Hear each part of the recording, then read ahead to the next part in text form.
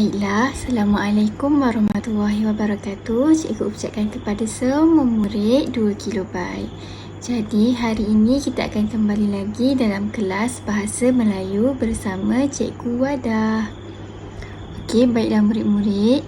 Jadi, hari ini kita akan mengulang kaji apa yang telah kita belajar pada hari Selasa lepas. Jadi, murid-murid, Cikgu ingin memaklumkan terlebih dahulu bahawa hari ini adalah hari yang terakhir cikgu akan mengajar murid-murid. Baiklah, kita teruskan kepada pelajaran kita pada hari ini. Objektif pembelajaran kita pada hari ini ialah murid dapat membina ayat tanya dengan kata tanya yang diberikan. Jadi, hari Selasa lepas kita dah belajar apa itu kata tanya dan ayat tanya. Tapi cikgu ingin buat ulang kaji semula apa yang telah kita belajar. Jadi ulang kaji kata tanya. Apa itu kata tanya? Kata tanya adalah perkataan yang digunakan untuk menanyakan sesuatu.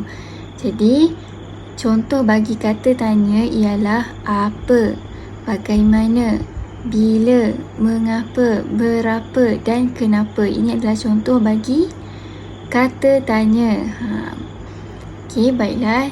Tadi adalah kata tanya.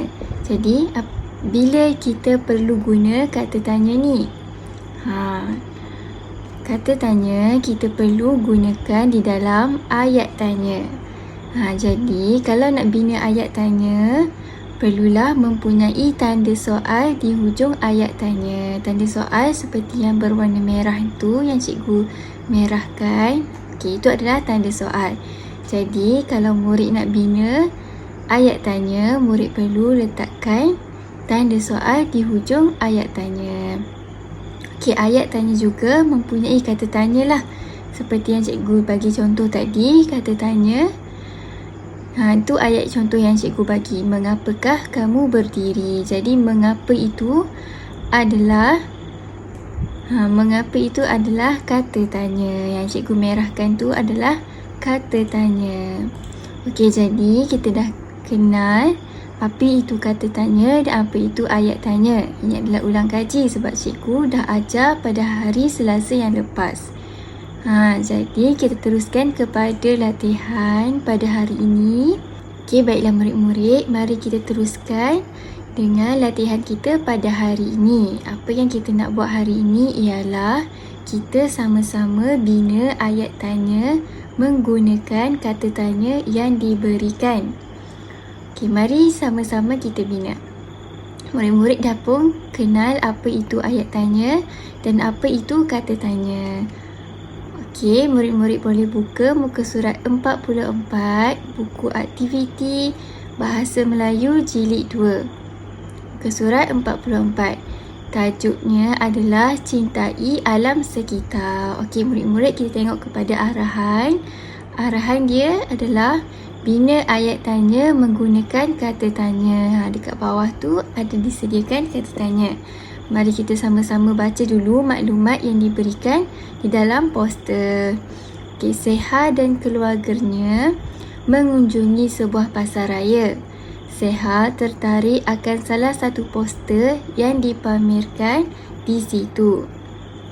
Kami memerlukan sampah anda. Sampah yang diperlukan ialah semua jenis peralatan elektrik rumah dan pejabat. Beli barang yang perlu sahaja. Beli barang yang boleh digunakan semula. Kami akan menggantikan barangan anda dengan wang tunai atau tumbuhan seperti pokok bonsai atau pokok ati-ati. Berminat, kunjungi kami di Pasaraya Cahaya pada 26 Ogos 2021. Hubungi Puan Mahani pada nombor telefon yang ditulis. Okey, jadi kita teruskan kepada soalan lah. Soalan yang pertama, dia berikan kata tanya apa. Jadi kita kena bina ayat tanya menggunakan kata tanya apa. Jadi kata tanya apa ni biasanya merujuk kepada benda atau perkara lah. Jadi bila kita tengok balik dalam poster tu, apa perkataan yang merujuk kepada benda atau perkara. Okey. Yang cikgu merahkan ni adalah merujuk kepada benda atau perkara lah. Sampah yang diperlukan ialah semua jenis peralatan elektrik rumah dan pejabat. Jadi, bila dia merujuk kepada sampah, kita hendaklah bina ayat tanya menggunakan perkataan sampah. Contoh yang cikgu berikan, apakah jenis sampah yang diperlukan? Ini berujuk kepada di dalam kotak tu lah. Sampah yang diperlukan ialah semua jenis peralatan elektrik rumah dan pejabat. Jadi soalan yang kita bina sesuai dengan maklumat yang diberikan. Apakah jenis sampah yang diperlukan? Okey, kita beralih kepada soalan yang kedua. Baiklah, untuk kata tanya yang kedua yang diberikan ialah siapa. Jadi, kita kena bina ayat tanya menggunakan kata tanya siapa. Kata tanya siapa ni biasanya merujuk kepada orang. Jadi, dalam maklumat yang diberikan, kita perlu cari maklumat tentang orang. Dekat yang cikgu bulatkan itu ialah orang yang berada dalam poster tu. Hubungi Puan Mahani. Puan Mahani ni. Okey, jadi ayat tanya yang boleh kita bina menggunakan kata tanya siapa ialah siapakah yang boleh kita hubungi. Ini menggunakan maklumat yang diberikan di dalam poster. Murid-murid, untuk kata tanya yang ketiga ialah bagaimana. Jadi kita perlu bina ayat tanya menggunakan kata tanya bagaimana. Macam mana kita nak bina? Bagaimana? Kata tanya bagaimana biasanya merujuk kepada cara sesuatu itu dilaksanakan. Jadi kita tengok maklumat di dalam poster, apa yang kita boleh kaitkan dengan kata tanya bagaimana. Okey, baiklah. Cikgu dah merahkan tentang maklumat yang boleh dikaitkan dengan kata tanya bagaimana. Okey, kami akan menggantikan barangan anda dengan wang tunai atau tumbuhan seperti pokok bonsai atau pokok ati-ati. Jadi ini adalah maklumat yang diberikan. Jadi kita boleh bina ayat tanya menggunakan kata tanya bagaimana. Seperti contoh yang cikgu berikan ialah bagaimanakah barangan itu akan diganti. Itu adalah soalan bagi maklumat yang diberikan. Okey murid-murid, kita akan pergi kepada kata tanya yang terakhir iaitu yang keempat.